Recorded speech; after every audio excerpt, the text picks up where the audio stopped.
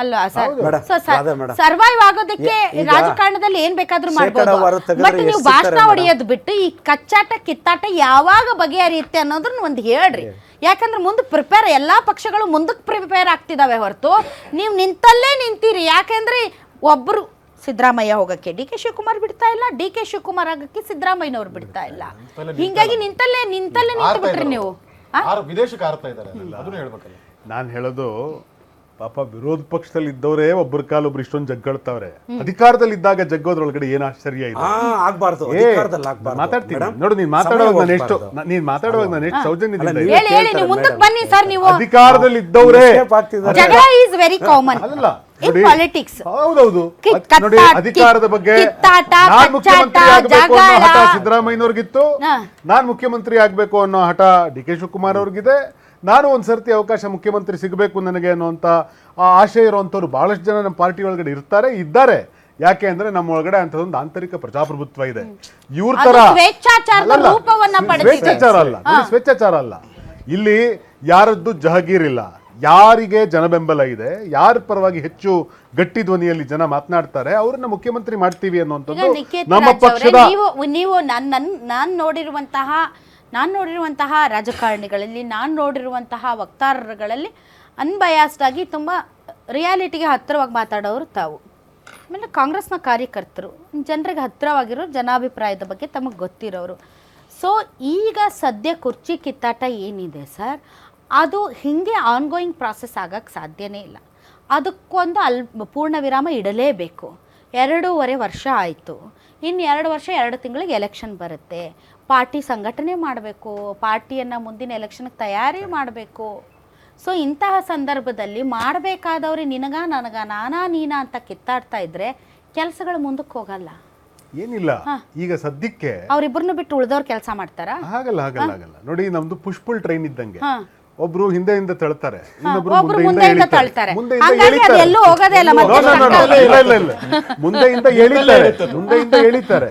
ಯಾಕೆ ಹೇಳ್ತಾ ಇದ್ದೀನಿ ಅಂತಂದ್ರೆ, ಸರ್ಕಾರ ಅಂತ ಬಂದಾಗ ಸಿದ್ದರಾಮಯ್ಯನವರು ಇಂಜಿನ್ ಆಗಿ ಮುಂದೆ ನಿಂತ್ಕೊಳ್ತಾರೆ, ಪಕ್ಷ ಅಂತ ಬಂದಾಗ ಡಿ ಕೆ ಶಿವಕುಮಾರ್ ಅವರು ಇಂಜಿನ್ ಆಗಿ ಮುಂದೆ ನಿಂತ್ಕೊಳ್ತಾರೆ. ಸೊ ಒಬ್ರಿಗೊಬ್ರು ಪಕ್ಷ ಅಂತ ಬಂದಾಗ ಆ ವಿಚಾರದಲ್ಲಿ ಯಾವುದೇ ಇಂಟರ್ಫಿರೆನ್ಸ್ ಇವ್ರು ಮಾಡ್ತಾ ಇಲ್ಲ. ಡ್ರೈವರ್ ಸೀಟ್ ಪಕ್ಕ ನಿಂತಾರ, ಯಾತ್ರ ಕುತ್ಕೊಳ್ಳೋಣ ಅಂತ ಹೇಳಿ. ಹೌದು ಜೊತೆಗಿದ್ದಾರೆ. ಮತ್ ನಾನು ಹೇಳೋದೇನು ಅಂತಂದ್ರೆ, ಅವರಿಬ್ರು ಕೂಡ ಮಹತ್ವಾಕಾಂಕ್ಷಿಗಳೇ. ಈ 5 ವರ್ಷದೊಳಗೆ ಮುಗೀತದಲ್ರಿ ಸರ್? ಏನು ಕೋಟಾ ಹೈಕಮಾಂಡ್ ತುಂಬಾ ದಪ್ಪ ಇದ್ದೀರಾ, ಅದರಲ್ಲೂ ಯಾವುದೇ ಸೈಡ್ ಎಫೆಕ್ಟ್ ಇಂದ ಸಣ್ಣ ಆಗ್ಬೇಕಾ? ಎಷ್ಟೋ ಜನ ಹೇಳ್ತಾ ಇದ್ರಿ ಸರ್, ನಾನು ಜಿಮ್ಗೆ ಹೋಗ್ತಾ ಇದ್ದೀನಿ ಆದ್ರೂ ಸಣ್ಣ ಆಗ್ತಾ ಇಲ್ಲ ಸರ್, ವರ್ಕೌಟ್ ಮಾಡ್ತಾ ಇದ್ದೀನಿ ಆದ್ರೂ ಸಣ್ಣ ಆಗ್ತಾ ಇಲ್ಲ ಅಂತ ಹೇಳ್ತಾ ಇದ್ರಲ್ಲ. 100% ಯಾವ ಜಿಮ್ಗೂ ಹೋಗ್ದಂಗೆ ವರ್ಕೌಟು ಮಾಡ್ದಂಗೆ ನೀವು ಸಣ್ಣ ಆಗ್ಬೋದು. ಪ್ರತಿದಿನ ಬೆಳಿಗ್ಗೆ ಸಂಜೆ 2 ಟೈಮ್ ನಮ್ಮ ಜೀನಿ ಸ್ಲಿಮ್ ನ ಯೂಸ್ ಮಾಡಿ ಯಾವುದೇ ಸೈಡ್ ಎಫೆಕ್ಟ್ ಇಲ್ದಂಗೆ ನೀವು ಸಣ್ಣ ಆಗ್ತೀರಾ. ಯಾಕೆಂದ್ರೆ ಜೀನಿ ಸ್ಲಿಮ್ ಒಂದು ಉತ್ತಮ ಆಹಾರ. Let us go to the audience, ಏನ್ ಹೇಳ್ತಾರೆ ಅಂತ. 2028ಕ್ಕೆ ಹಾಗೆಯೇ ನಾವೇನು ಅಂದರೆ, ಒಬ್ಬ ಸಮಾಜಮುಖಿಯಾಗಿ ಕೆಲಸ ಮಾಡ್ಕೊಂಡು ಬಂದಿರೋಂಥ, ಸಮಾಜವಾದಿಯಾದಂಥ, ಸಾಮಾಜಿಕ ನ್ಯಾಯದಲ್ಲಿ ಅತಿ ಹೆಚ್ಚು ವಿಶ್ವಾಸವನ್ನು ಇಟ್ಟಿರ್ತಕ್ಕಂಥ ಸತೀಶ್ ಜಾರಕಿಹೊಳಿ ಅವರು 2028ಕ್ಕೆ ಮಾನ್ಯ ಮುಖ್ಯಮಂತ್ರಿಗಳಾಗಬೇಕು ಅನ್ನೋದು ನಮ್ಮ ಆಶಾಭಾವನೆ. ಕಾಂಗ್ರೆಸ್ ಅವರ 1000 ದಿನಗಳ ಸಾಧನೆಯಲ್ಲಿ ನೋಡಿದ್ರೆ ಅವ್ರದ್ದು ಯಾವುದೂ ಹಗರಣ ಇಲ್ಲ ಅಂದರು. ಮೂಢ ಹಗರಣ, ಈ ವಾಲ್ಮೀಕಿ ಹಗರಣ, ಗೃಹಲಕ್ಷ್ಮಿ 5,000 ಕೋಟಿ ಹಗರಣ, ಇದನ್ನು ಯಾವುದೂ ಲೆಕ್ಕಕ್ಕೆ ತಗೊಂಡಿಲ್ಲ ಅನಿಸುತ್ತೆ. ಇನ್ನೊಂದು 2.5 ವರ್ಷ ಲೂಟಿ ಮಾಡಿಬಿಟ್ಟು ಮುಂದಿನ ಚುನಾವಣೆಗೆ NDA ಪಕ್ಷದ ಅಭ್ಯರ್ಥಿ CM ಆಗ್ತಾರೆ ಅಂತ. ಈಗ BJPಯವರು ಮತ್ತು ಏನು ಜನತಾ ದಳದವರು, ಇವರಲ್ಲಿ ಈಗ ವಿರೋಧ ಪಕ್ಷವಾಗಿ ಕೂತಿದ್ದಾರೆ. ಇವರು ಯಾರೂ ಕೂಡ ಸಮರ್ಥವಾಗಿ ವಿರೋಧ ಪಕ್ಷವಾಗಿ ನಡೆಸ್ತಾನೇ ಇಲ್ಲ. ವಿಜೇಂದ್ರ ಅವ್ರ ಕಾಲನ್ನ ಅಶೋಕ್ ಅವರು ಹೇಳಿರ್ತಾರೆ. ಈ ಥರ ಇವ್ರುಗಳು ಸರ್ಕಾರವನ್ನು ಎದುರಿಸೋಕ್ಕೆ ಯಾರ ಕೈಲೂ ಸಾಧ್ಯನೇ ಆಗ್ತಾ ಇಲ್ಲ. ಆಮೇಲೆ ಯಾರು ಇವತ್ತು ಮುಖ್ಯಮಂತ್ರಿ ಆಗಬೇಕು ಅಂತೇಳಿ BJPನಲ್ಲೂ ಯಾರೂ ನಾಯಕರು ಸಿಗ್ತಾ ಇಲ್ಲ. ಜನತಾದಳದಲ್ಲಿ ಇವರೇನು ಡ್ಯಾಡಿ ಅಂತ ಹೇಳ್ಕೊಂಡು ಇವತ್ತು ಮುಖ್ಯಮಂತ್ರಿ ನಾನು ಆಗ್ಬಿಡ್ತೀನಿ ಅಂತ ಹೇಳಿ ಹೊರಟಿದ್ದಾರೆ. ಈಗ ಇವರು ನಿಮಗೆ ಜನತಾದಳದಲ್ಲಿ ಮುಖ್ಯಮಂತ್ರಿ ಕ್ಯಾಂಡಿಡೇಟ್ ಕಾಣ್ತಿದ್ದಾರೆ, ಅಲ್ಲ ಮುಖ್ಯಮಂತ್ರಿ ಕಾಣ್ತಾರೆ ಅಂದ್ರೆ ಮುಖ್ಯಮಂತ್ರಿ ಅಲ್ಲಿರೋರೇ ಅಷ್ಟೇ ಆಗೋದಲ್ವಾ? ಕುಮಾರಸ್ವಾಮಿ ಆಗ್ಬೋದು, ಅಷ್ಟು ಬಿಟ್ರೆ ಬೇರೆ ಯಾರಿದ್ದಾರೆ ಜನತಾದಳದಲ್ಲಿ? ಅದು ಬಿಟ್ರೆ ಬೇರೆ ಯಾರು ಕಾಣ್ತಾನೆ ಇಲ್ಲ. JDS ಅಲ್ಲಿ ನಾಯಕರುಗಳಿಲ್ಲ, ಇರೋದೇ ಕುಮಾರಸ್ವಾಮಿ ಒಬ್ರು, ಅವ್ರು ಬಿಟ್ರೆ ಯಾರಿದ್ದಾರೆ ಹೇಳ್ಕೊಳ್ಳೋಂತ ನಾಯಕರು ಯಾರು ಇಲ್ಲ. ಮೇಡಮ್ ಈಗ ಹೌದು, ಈಗ ಪಕ್ಷ ಅಂತ ಅಂದ್ರೆ ನಾವು ಈಗ ಒಂದು ತಾಲೂಕು ಹೋಗ್ತೀವಿ, ಜಿಲ್ಲಾ ಕೇಂದ್ರಕ್ಕೆ ಹೋಗ್ತೀವಿ, ಒಂದು ರಾಜ್ಯ ಸುತ್ತಾಡ್ಬೇಕಾದ್ರೆ ಕುಮಾರಣ್ಣವರೇ ಬರಬೇಕು ಮೇಡಮ್. ಕುಮಾರಣ್ಣವ್ರು ಇಟ್ಕೊಂಡೆ ನಾವು ಮತ ಕೇಳೋದು. ಎಲ್ರು ಇದಾರೆ ಸ್ವಾಮಿ, ಎಲ್ರು ಇದಾರೆ ಕೇಳಿ. ನಾನು ನಾಯಕ ಆಗ್ಬೇಕಂದ್ರೆ ಮೇಡಮ್ ಏನ್ ಗೊತ್ತಾ ಮೇಡಮ್, ರಾಧಾ ಮೇಡಮ್, ಜನತಾದಳದಲ್ಲಿ ಯಾರು ನಾಯಕರಿದ್ದಾರೆ? ಯಾರೂ ನಾಯಕರಿಲ್ಲ. ಒಂದು ಹೌದು, ಈಗ ಅವ್ರು ಹೇಳ್ತಿದ್ದಾರೆ ಕೇಳಿಸ್ಕೊಳ್ಳಿ ಸರ್, ಕೇಳಿಸ್ಕೊಳ್ಳಿ. ಅವ್ರು ಹೇಳಿದ್ರು, ಅವ್ರು ಹೇಳ್ತಾ ಇದಾರೆ ಈಗ ಜನತಾ ಪಕ್ಷದಲ್ಲಿ ಹಣ ಕೇಳಿಸ್ಕೊಳ್ಳೋಣ, ಸಣ್ಣದು CD100 ಅಲ್ಲಿ ಓಡಾಡ್ಕೊಂಡು ಇದ್ದವ್ರನ್ನ ಕರ್ಕೊಂಡ್ ಬಂದು ಜಿಲ್ಲಾ ಪಂಚಾಯತ್ ಮಾಡಿ, MLA ಮಾಡಿ, ಶಾಸಕರು ಮಾಡಿ, ಸಚಿವರನ್ನ ಮಾಡಿ, ಮುಂದಕ್ಕೆ ದೊಡ್ಡ ಲೀಡರ್ ಮಾಡ್ಕೊಂಡು ತಗೊಂಡ್ ಹೋಗ್ಬಿಟ್ಟು ಕಾಂಗ್ರೆಸ್ ಅಲ್ಲಿ ಹೋಗಿ ನಾವು ಲೀಡರ್ ಅಂತ ಹೇಳ್ಕೊಂತಾರೆ. ಅವಾಗ ಬೆಳೆಸಿರೋಂತ ದೇಶ ಏನಾಗ್ಬೇಕಣ್ಣ? ನಿಮ್ಮಲ್ಲಿ ಅರ್ಧ ಡಜನ್ ಮಿನಿಸ್ಟರ್ ಶಾಸಕರುಗಳು ನಮ್ಮ ಪಕ್ಷದಿಂದ ಬಂದವರಣ. ಕುಮಾರಣ್ಣ ದೇವೇಗೌಡರು ಬೆಳೆಸಿದವರು ಕಾರಣ ಅವರು. ಅರ್ಧ ಕ್ಯಾಬಿನೆಟ್ ಅಲ್ಲಿ 34 ಜನ ಅವರಲ್ಲ, ಕ್ಯಾಬಿನೆಟ್ ಅಲ್ಲಿ 34 ಜನ, ಅದ್ರಲ್ಲಿ ಅರ್ಧ ಪಾಲು ನಂಬರೇಣ.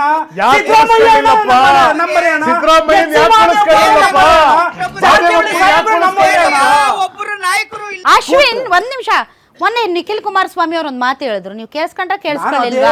ಅಲ್ಲ ಇದ್ರಲ್ಲ, ಏನ್ರಿ ನಮ್ಮನ್ನ ಅಪ್ಪ ಮಕ್ಕಳ ಪಕ್ಷ ಅಂತಿದ್ರಿ, ನೀವೇನ್ರಿ ಮಾಡ್ತಿದ್ದೀರಿ ಸಿದ್ದರಾಮಯ್ಯನವ್ರೆ? ನಿಮ್ ಮಗ ಯತೀಂದ್ರ ಹೈಕಮಾಂಡ್ ಅಂತ ಹೇಳ್ತಾರಲ್ಲ, ಸೊ ನಿಮ್ದು ಅಪ್ಪ ಮಕ್ಕಳ ಪಕ್ಷ ಅಂತ ಹೇಳಿ ಅವ್ರಿಗೆ. ಕುಮಾರಣ್ಣ ಅವರು ಮುಖ್ಯಮಂತ್ರಿ ಆಗಿದ್ದಾಗ ಸನ್ಮಾನ್ಯ ನಿಖಿಲ್ ಕುಮಾರಣ್ಣ ಅವರು ಒಂದು ದಿನನೂ ವಿಧಾನಸೌಧ ಮೆಟ್ಲತ್ತಿರ್ಲಿಲ್ಲ ಸ್ವಾಮಿ. ಇವತ್ತು ಸಿದ್ದರಾಮಣ್ಣ ಅವರು ಅವ್ರ ಮಗನ್ನ ಸೂಪರ್ CM ಆಗಿ ಮಾಡ್ಕೊಂಡು ಕಾಂಗ್ರೆಸ್ ಅವ್ರನ್ನ ನಾಚಿಗೇಡ್ ಮಾಡ್ತಿದ್ದಾರೆ. ಒಬ್ರದ್ದು ಕಿಮ್ಮತ್ತಿಲ್ಲ. ಗೃಹ ಸಚಿವರು ಹೇಳ್ತಾರೆ ಬನ್ರಿ ಮೀಟಿಂಗ್ ಅಟೆಂಡ್ ಮಾಡ್ಬೇಕಂತ CM ಅವ್ರು ಕರೆದ್ರೆ, ಯಾಕಪ್ಪ ನಿಮ್ಮ ಮಗನೇ ಅವನಲ್ಲ, ಅವರೇ ನೋಡ್ಕೊಂಡು ತರ್ಬಿಡೋಣ, ನಾನ್ ಬಂದು ಏನ್ ಪ್ರಯೋಜನ ಅಂತಾರೆ. ಅದಂತ ಅಂತಾರೆ. ಇದಕ್ಕಿಂತ ಬೇಕಾ? ನೀವ್ ಹೆಸರು ಹೇಳಿದ್ರಲ್ಲ ಯಜಮಾನ್ರೆ. ಈಗ ಬೊಮ್ಮಾಯಿ ಅವರಿಗೆ ಆಲ್ರೆಡಿ ಅವಕಾಶ ಕೊಟ್ಟಾಯ್ತು.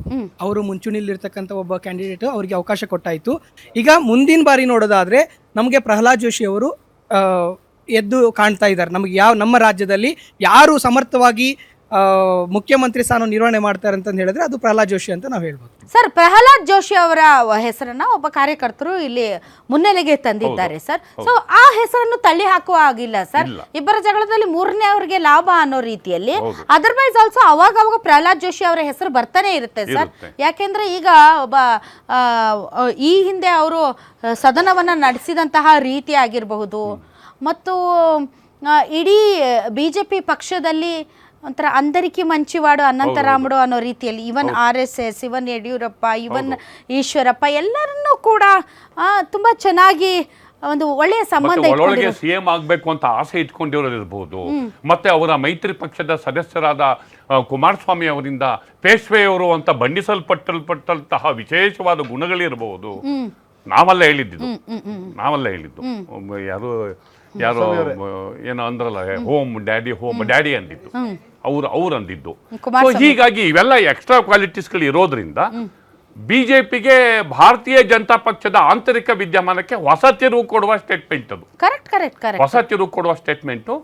ಮತ್ತೆ ಇದೆಲ್ಲದು ಸೀರಿಯಸ್ ಆಗಿ ನಡೆದು ಬಿಟ್ರೆ ಎಲೆಕ್ಷನ್ ಏನಾರ ಇರ್ಲಿ, ಯಾವನ್ ಆಗ್ತಾನೋ ಬಿಡ್ತಾನೋ ಗೊತ್ತಿಲ್ಲ, ನೋಡೇ ಬಿಡೋಣ ಒಂದ್ ಕೈ, ಅವ್ರು ಆಗದೆ ಬೇಡ ಅನ್ನೋ ರೇಂಜಿಗೆ ದೊಡ್ಡ ಸ್ಫೋಟಕ ವಿದ್ಯಮಾನಕ್ಕೆ ಕಾರಣವಾಗುವಂತ ಸ್ಟೇಟ್ಮೆಂಟ್ ಬಿಜೆಪಿಯಲ್ಲಿ.